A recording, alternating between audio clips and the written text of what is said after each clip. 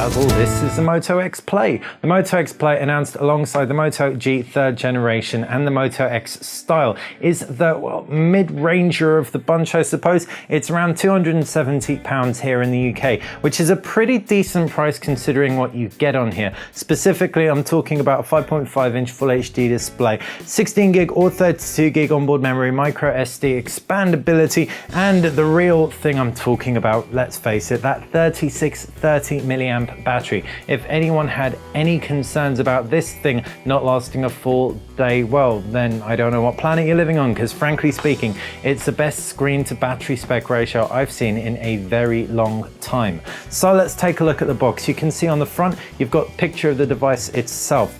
You can also see green accents across the box. I've got my trusty scalpel in hand for when the time comes. Down at the base, you can see that I've got the 16 gigabyte version. I've got the black version as well, but you can swap out your back panel to give your phone a little bit of a different style. It's also going to be compatible with Moto Maker. Moto Maker will afford you the luxury of doing loads of stuff, changing more than just your back panel. You can even have personalized greetings on there, etc. You can also see powerful 1.7 gigahertz octa-core processor. That's a Snapdragon 615. 3630 milliamp cell, vivid 5.5-inch 1080p display, and it's got Gorilla Glass 3, I think it is, on the front.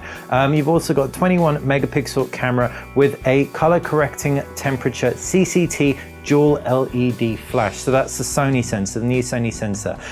You can also see 5 megapixel front camera, scalpel slice. That's the first slice on this box. Reveals as I open it the Moto X Play. First impressions, plastic back. It's actually the best plastic back that I've seen in terms of the ones at the event were really garish and orange and everything. You can also see all those key specs I was telling you about on the front there. What I can do, I can power it up. It's actually lighter than I remember it, which is pretty ace. And the fact there's no removable battery means that the battery is already obviously in there. So it's just vibrated. It's around 10 millimeters thin or thick. So it's a thicker device than most out there. But for that 3630 milliamp battery, that is a sacrifice I am all too willing to make. You've also got a mono front-facing speaker, not a stereo front-facing speaker. And that was a quick boot up. I'm going to put that down to one side so we can take a look at the box contents, and I will talk you around the device. So for that £170, you are getting a USB cable to micro USB. You're also getting a power connector. Now, the 615, can't recall off the top of my head if it supports quick charge. Don't think it does, but wow, that's awesome. You've got 2 USB outs from here, so even if this isn't a quick charging power connector, it'll charge your phone and your other phone or your accessory if you want to. It's also a neat SIM card eject pin here, great plastic element there to give it a little bit of a differentiating factor.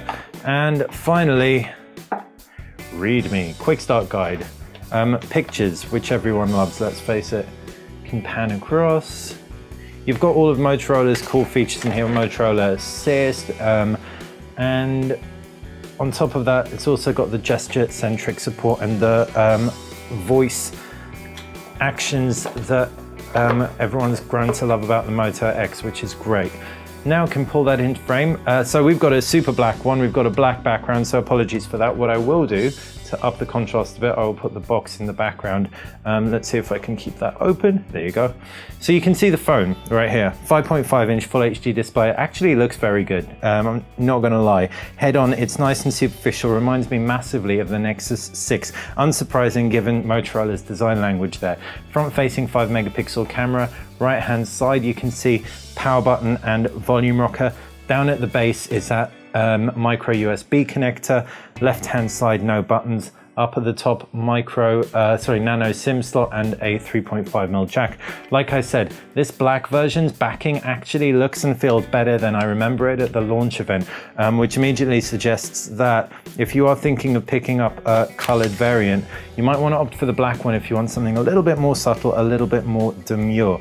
You can also see non-removable back cover. There's that 20 megapixel camera with that CCD flash I was talking about, dual tone for better white balance. I'm really going to be putting this camera through its paces. One of the first to have the new Sony sensor So can't wait to try that out. So have we got all the snaps in place? Yeah, it's all snapped up, and I'm not going to set this up now. I'm going to have to keep you guys in suspense. We'll set this up, do a few tests on it. If there's anything you want to see, any quick videos, any quick on the go videos specifically you want us to test out, fire them in the comments section below. If you like the video, make sure you click that thumbs up button, and of course if you like BTech in general, subscribe. That's how you're going to stay on top of everything we do. Thanks for watching.